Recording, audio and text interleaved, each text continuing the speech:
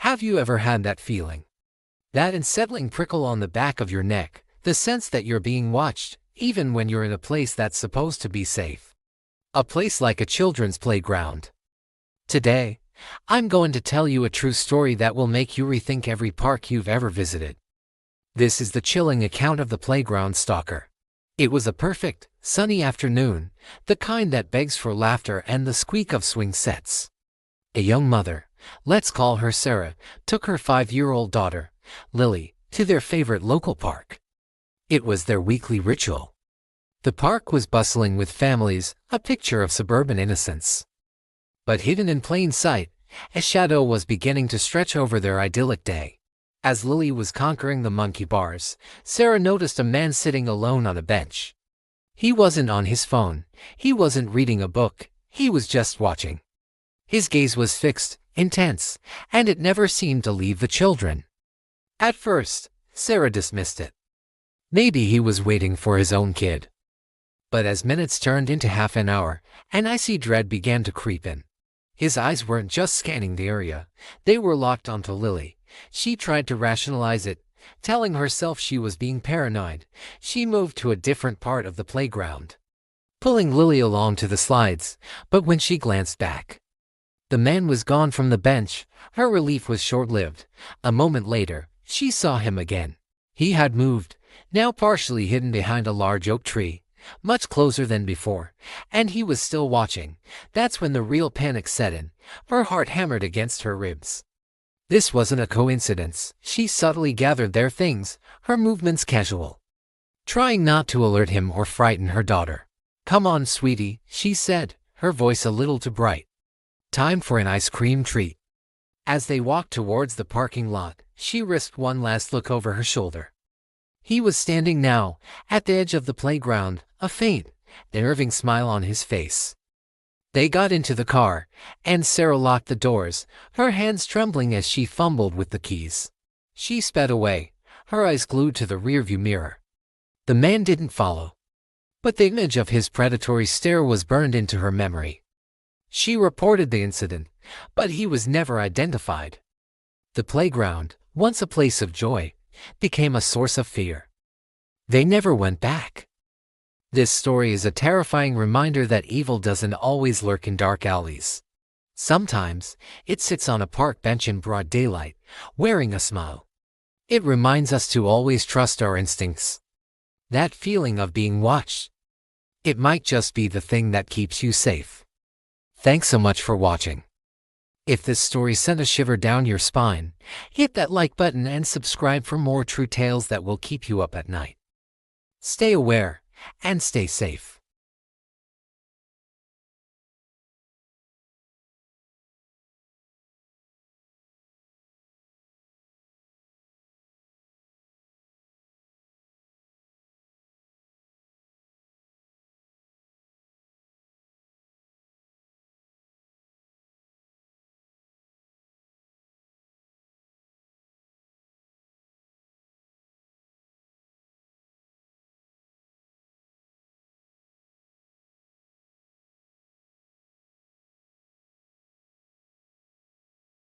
A few minutes later, the phone rang again, this time a man's voice, raspy.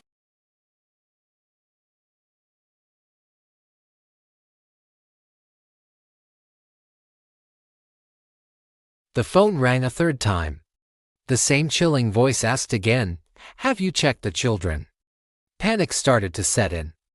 Janet, trying to sound brave, told the caller to stop, but he just laughed, a cold, menacing sound that echoed in her ear.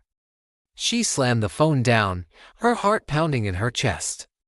She knew this wasn't a joke. Something was terribly wrong. She decided to call the police. The operator who answered the phone was calm and reassuring. She told Janet to keep the man on the line as long as possible if he called back, so they could trace the call, as if on cue. The phone rang again. It was him. "Why haven't you checked the children?" he taunted. Janet, trembling, tried to follow the operator's instructions. She engaged him in conversation, asking what he wanted, her voice shaking with fear. The man's replies were cryptic and terrifying. He seemed to be enjoying her terror. After what felt like an eternity, the operator broke into the line with an urgent, terrifying message: "Get out of the house, now." The calls are coming from inside the house. They're coming from the upstairs extension. Pure, unadulterated terror seized Janet.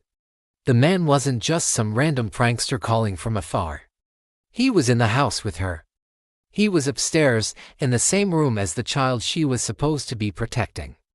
She dropped the phone and fled, sprinting out the front door and into the night without looking back. She ran until she saw the flashing lights of the approaching police cars. The police stormed the house, but it was too late. The man was gone. He had vanished as mysteriously as he had appeared, leaving behind only the open upstairs window and an unmade bed.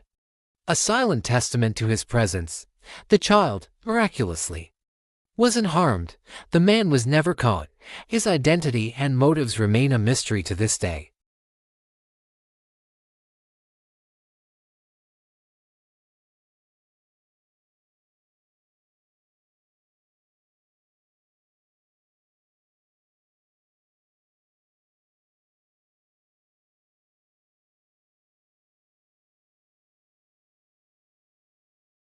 The old house stood on a hill overlooking the town, a silhouette against the twilight sky.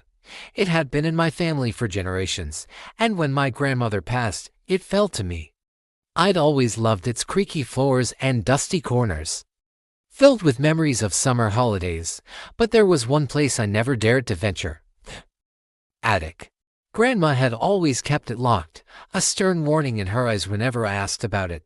"Some doors are best left unopened," she'd say, and that was that. But curiosity is a powerful thing, isn't it? A few weeks after I moved in, while sorting through boxes, I found it, a single, ornate iron key tucked away in a small jewelry box. I knew instantly what it was for. My heart hammered against my ribs, a mixture of fear and excitement. That night, I couldn't sleep. The house seemed to whisper, the wind rattling the windows like a beckoning finger. I had to know, what was she hiding up there? With a flashlight in my trembling hand, I stood before the attic door. The key slid into the lock with a rusty click that echoed in the silent hallway. The door creaked open, releasing a wave of musty, cold air that smelled of dust and something else, something faintly sweet, like dried flowers. I pulled the string for the single bare bulb, which flickered to life, casting long, dancing shadows across the cavernous space. The attic was filled with forgotten treasures, old furniture draped in white sheets like ghostly figures, stacks of yellowed newspapers, and trunks bound in leather. As I moved deeper into the room, my light fell upon a small, wooden rocking horse in the far corner. It was beautifully carved, but its painted eyes seemed to watch me with an unnerving stillness. I felt a sudden chill, a sense of being an intruder. The air grew heavy, and the silence was so profound it felt like a pressure against my eardrums. Then, I saw the diary. It was a small, leather-bound book sitting on a little table next to the rocking horse. Its pages were filled with my grandmother's elegant cursive. As I began to read, a story unfolded that was far more chilling than any ghost I could have imagined. She wrote about her younger sister, Clara, a girl I never knew existed. A girl who had loved this attic, her secret playroom. She'd spend hours up here with her favorite toy, the rocking horse. According to the diary, one sweltering summer afternoon, tragedy struck. Little Clara, while playing, had a terrible fall from the attic window.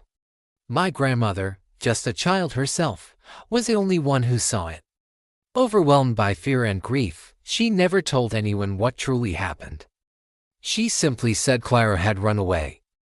She locked the attic, trying to lock away the memory, the guilt, and the ghost of her sister that she believed still played in the shadows. As I read the last entry, a faint creak echoed from the corner of the room. I looked up, my blood running cold. The rocking horse was moving, ever so slightly. It rocked back and forth, in the dead silence of the attic. There was no draft, no explanation. It just moved, a lonely, rhythmic motion in the dim light. I didn't see a ghost, but I felt a profound sadness, a presence of a childhood lost, a secret kept for a lifetime. I slowly closed the diary, left it on the table, and backed out of the room, pulling the door shut but not locking it. Some doors need to be opened. if only to let the light in and the spirits rest. Thanks for joining me on this chilling journey. If you have a story that keeps you up at night, I'd love to hear it in the comments. Don't forget to like this video and subscribe for more tales from the shadows. Stay safe. And check your attics.